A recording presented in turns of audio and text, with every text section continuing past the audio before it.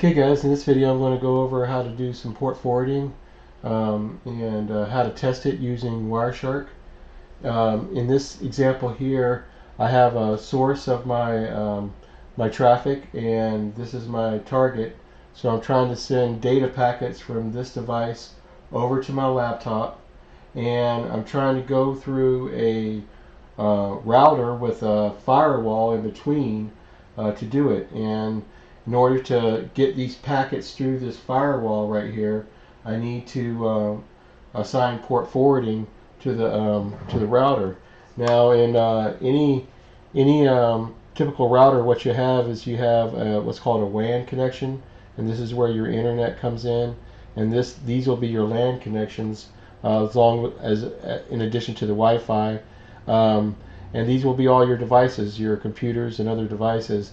And the firewall inside keeps you protected from the raw internet here, and from the raw internet being able to access any of your devices here, and vice versa. So that's what the port forwarding does, is that it punches a hole through that firewall to allow packets through. So right now I have it enabled, and let me go in and show you how we can see it right now coming in on Wireshark. So if I bring up Wireshark and I select my Ethernet and I come up here and listen to it, and now when I do a push to talk, I should be able to see all the UDP packets, and there they all come streaming in. And if you come back and look, you'll also see that as they were coming in, for every packet that was coming in, I returned a packet saying this destination port is unreachable, because I didn't currently have an open port ready for the packet. So, but before I'll get into that in just a second. In the meantime, let's go ahead and look at how we configure the router to get the information through. So I'm just going to come over here and log on to my router, and show you where in the router we got the settings. So I'll go admin, and once you get logged on to your router here, let's see, we got another window coming in. We come up, once you're logged in, you come over here to advanced, and we're going to go advanced setup, and this is where you're following your port forwarding.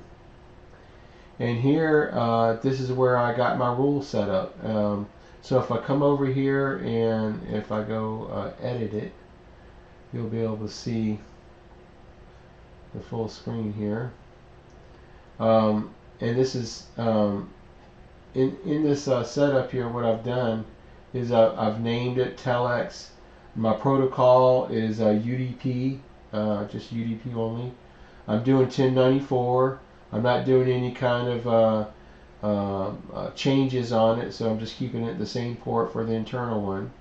And I need to tell it where to send this packet to whenever it comes in, and I've selected the HP here as the source. So this is where you get the rule, and it's in place here now. So basically it's saying anything that I see coming on the internet port, I'm going to send, that's got a packet destined for port 1094.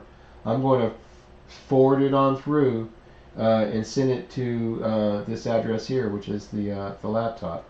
So that's the destination for it. Now let's come over here and have a look at the once again this deal about the unreachable port. So right now my laptop doesn't have port 1094 open. So let's go ahead and open port 1094 with a program, and we're going to use VLC Media Player to do this. And we're going to go open up a network stream, and it's going to be UDP at 1094, which basically translates to any packets coming in on 1094, play them. Now this program does not have the codec that would allow it to actually decode the audio and send it out the speaker. So it's going to crash internally as far as the decoding part, but it will keep the port open for us to get the open port that we need to not reject the packet. So let's go ahead and open it up, and now we're playing. And if we come back over here to the Wireshark again and have a look at it, now when we do the push to talk, we'll just see the flat streaming UDPs, no rejections. It's all being accepted. So, and that's what we would want. And if we came over on our camera now, this is where we would see that if we were running a program, a Telex program, or if we had another IP-223 here, that the packets would go all the way through and now be decoded on this end. So I wanted to mention though about when it comes to the which ports to use. There is there's a command called netstat, and basically what it does, it'll go through and it'll look at your open ports that you have. I should have done a netstat space dash all here, and but it's a way of just and here I'll do it again with the main one here. Go dash A. So you want netstat space dash A, and this is going to go through and look at all the open ports that all the programs have that you could possibly be using. And when it comes to selecting the ports that you're going to use for the Telex going across the internet, it's important that you go and look at all the main lists of ports that, and here you can see my 1094 up here is open now. You'll be able to see all the common ports that are already kind of have a home, and you shouldn't use any of those. There are official ones and unofficial ones, but there's also a whole lot of free range ones that no one's made claim to. So just pick a couple of those from that free range territory to use, and you'll be just fine. But once again, using the